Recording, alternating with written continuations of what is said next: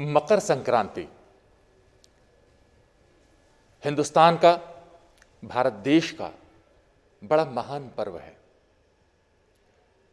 कहा जाता है कि इस समय सूर्य दक्षिणायन से उत्तरायण की तरफ होने लगते हैं और इसका अर्थ दिन धीमे धीमे बड़े होने लगते हैं। ये जानकारी हमें मिलती है और इसका पर्व के स्वरूप में जो है बहुत मान्यता होती है। और चूंकि सर्दी का समय है तो कुछ इस प्रकार से उसे जोड़ा जाता है कि खाने की चीजों में तिल और गुड़ का प्रयोग हो ताकि स्वास्थ्यवर्धक भी हो। चूंकि कुछ भी करना आमतौर पे ऐसे ही नहीं हो जाता, कोई वजह होती है। हर चीज की कोई वजह है, यूं ही कुछ नहीं होता। ना तो दिन होते हैं, ना मौसम बदलते हैं, हर एक के पीछे कोई बात है। जैसे नदी बहती है तो बूंदों से मिलकर बहती है, तब नदी है। उसी प्रकार हर त्योहार के पीछे भी कोई एक बात, कोई मान्यता बनती है। मकर संक्रांति के लिए खासतौर पर पतंग को माना जाता है। पतंग हमारे संतुलन का प्रतीक है। ये जीवन में कैसे हो और हम कैसे आगे बढ़ें, यह उसी के लिए है। वह विपरीत भाव में भी अपने आप को बनाए रखती है। इसका संकल्प हम लें, उससे हम सीखें कि विपरीत परिस्थिति में भी कैसे बढ़ा जाता है। और ऊपर उठने की विधा पतंग से सीखी जा सकती है, समझी जा सकती है। ये पतंग ही हमें उत्साह देती है जीवन में। और अपनों से दूर भी जाना पड़े इसके लिए तो कोई दिक्कत नहीं, किंतु हमारी जड़ें अपनों से मिली रहें, जिस प्रकार पतंग उचके से बंधी होती है। हम विशेष रूप से जानना चाहते हैं कि ये त्यौहार कैसा हो, तो आध्यात्मिक गुरुओं से जानना हमारे लिए श्रेयस्कर है। इस समय हम सदगुरु अण्णा महाराज के साथ हैं। हम पूज्य श्री से जानते हैं मकर संक्रांति है क्या। आज का ये महापर्व जिसको मकर संक्रांति के नाम से हम लोग जानते हैं और भारत के विभिन्न जगहों पर विभिन्न नामों से इस त्यौहार को मनाया जाता है। जैसे अपन साउथ में चले जाए पोंगल, संक्रांति, कलकत्ता चला गया तो गंगा सागर, अनेक जगहों पे अनेक नाम से इस त्योहारों को मनाया जाता है।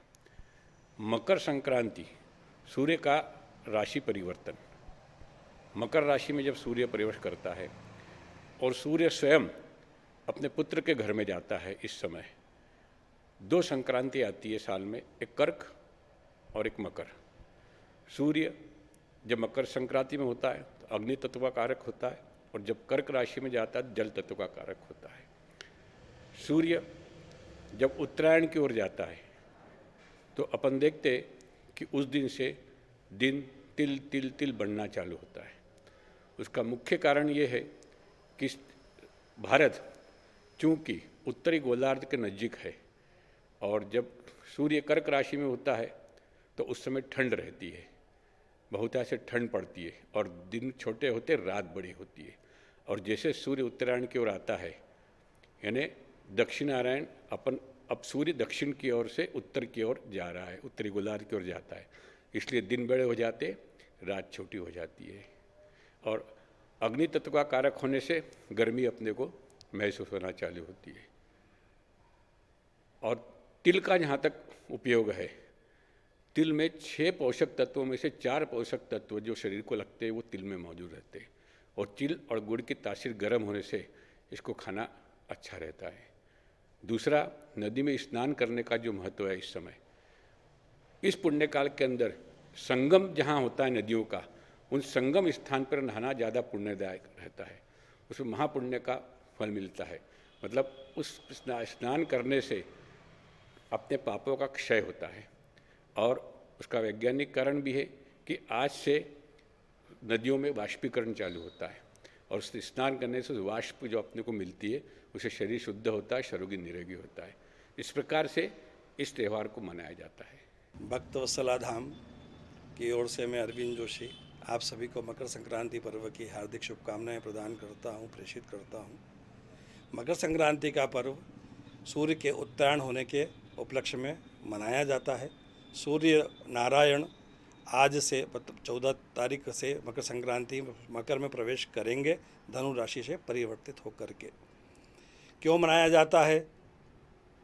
ऐसा कहा जाता है कि जितने भी देव अपने कार्य को करने आते हैं तो सूर्य के उत्तरायण होने के बाद ही आते हैं।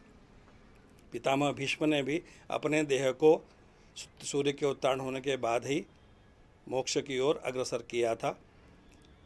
मकर संक्रांति के दिन विशेष रूप से तिल और गुड़ के सेवन का विशेष महत्व है।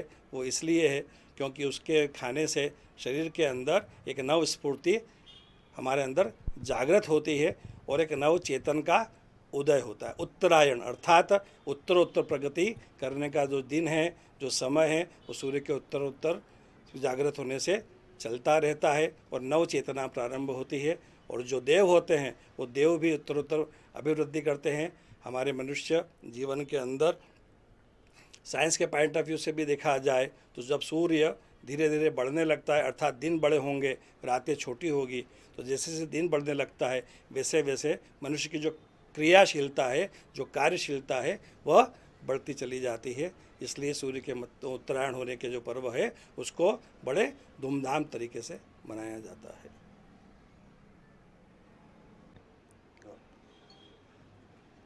सनातन धर्म में जितने भी त्यौहार हैं वो कहीं ना कहीं विज्ञान को परिभाषित करते हुए भी रचे गए हैं।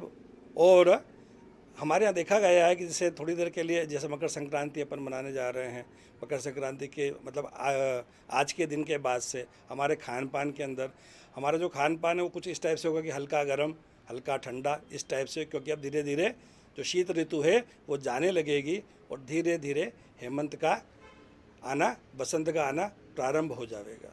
कुछ दिनों बाद हम बसंत पंचमी मनाएंगे।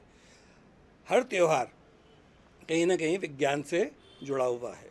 वो इसलिए अभी कुछ समय बाद में हमारे यहाँ शीतला सप्तमी आने वाली है, तात्पर्य कि उसके बाद से गर्मी बढ़ेगी, तो हमें जो भोजन करना है वो ठंडा करना रहेगा।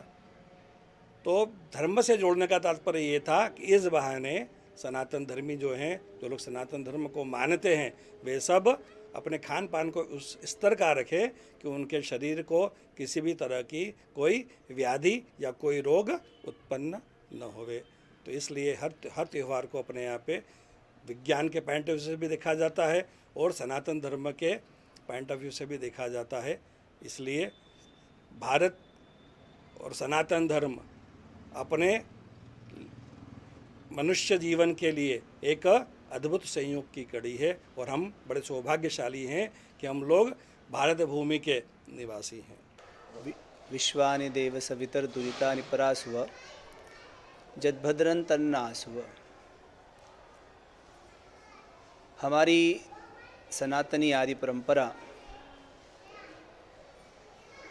जो कि उत्सव को मानती है और ये मानती है कि हमारा जो जीवन है वो परमेश्वर की देन है और जीवन जीने की जो कला है वो हमारे शास्त्रों में निहित है। हमारे शास्त्रों में अनंत ज्ञान विज्ञान भरा पड़ा है। वैदिक सनातन ग्रंथ को जब हम अध्ययन करते हैं तो उसमें ऐसी रहस्यात्मक चीज़ मिलती है जिसको जान करके समझ करके हम अपना उत्थान कर सकते हैं। उन्हीं श्रृंखलाओं में ज्योतिष का बड़ा महत्व होता है और ज्योतिष काल को मानता है और काल को यद्यपि कोई खंडित नहीं कर सकता, काल अनंत है, पर काल को समझने के लिए यथा स्थिति को जानते हुए हमारे मनीषियों ने अपने ज्ञान के लिए हमको उससे अवगत कराया है। उसी ज्योतिष में बताते हैं कि हम लोगों का जैसे जो दिन होता है और रात होती है 24 घंटे की होती है। 24 घंटे का एक दिन और एक रात माना जाता है।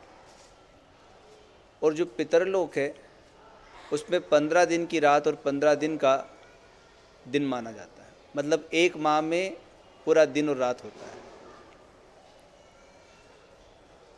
और देवताओं के यहाँ पर 6 माह का रात और 6 माह का दिन माना जाता है, पूरा एक वर्ष।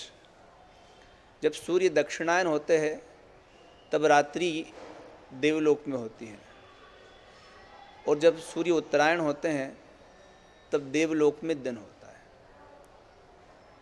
अभी भगवान सूर्य धनु राशि पे है, और भगवान सूर्य जब मकर पे जाते हैं तो उत्तरायण प्रारंभ हो जाता है।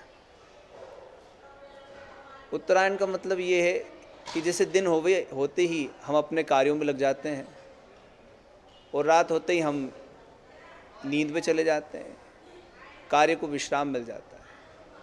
कार्य का प्रारंभ दिन से होता है, प्रभात से लेकर के रात्रि के प्रारंभ तक। और रात्रि प्रारंभ हुई और जब तक प्रभात नहीं हुआ तब तक कार्य बंद है। तो देव कार्य, हमारे अंदर देवताओं का भी अंश होता है, और उन देवताओं के अंश के अंदर जो वृद्धि आती है वो उत्तरायण में मानी जाती है। और ये विज्ञान है। जैसे ज्ञान है कि भाई वैज्ञानिकों ने देखा कि बादल के द्वारा बिजली बनती है, पर बिजली का उपयोग करने के लिए हम सीधे बादल को पकड़ नहीं सकते। उसके लिए उन्होंने एक वो बनाया और उसके अंदर से बिजली निकाली, और फिर हम तक कैसे पहुँचे उसका उन्होंने एक यंत्र बनाया। आज फैन के माध्यम से, एसी के माध्यम से और अन्य साधनों के माध्यम से हम बिजली का भरपूर उपयोग कर लेते हैं। निर्गुण निराकार बिजली को उन्होंने सगुण साकार किया। हमारी अनंत इच्छाएं हैं, और निर्गुण परमेश्वर से हम अभिलाषा रखते हैं कि वो इच्छाएं पूर्ण हो। वो सगुण साकार हमारे शास्त्रों में उसको बताया गया। शास्त्रों में विधि निषेध है, और शास्त्रों ने बताया ये कार्य को इस तरह से करो, उसको करने से हमको सुख की प्राप्ति होती। तो ये मकर संक्रांति पर्व है, अत्यंत महत्वपूर्ण माना जाता है, और ये हमारे जीवन से इसका बड़ा संबंध होता है।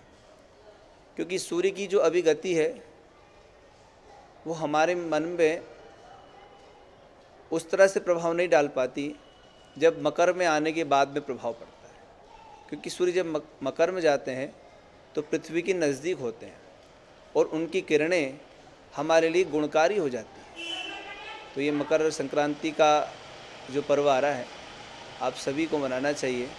भगवान से प्रार्थना है कि उनकी अनंत कृपा आप पर बरसे। ये मकर संक्रांति जहां हम ये पा रहे हैं, ये देख रहे हैं, आज तक देखते आए कि हर कुछ नया नजर आने लगता है। ये मौसम का परिवर्तन है। मौसम का परिवर्तन हमारे मन में नई उमंग, नई ताजगी, नया जोश, नया उत्साह भरे।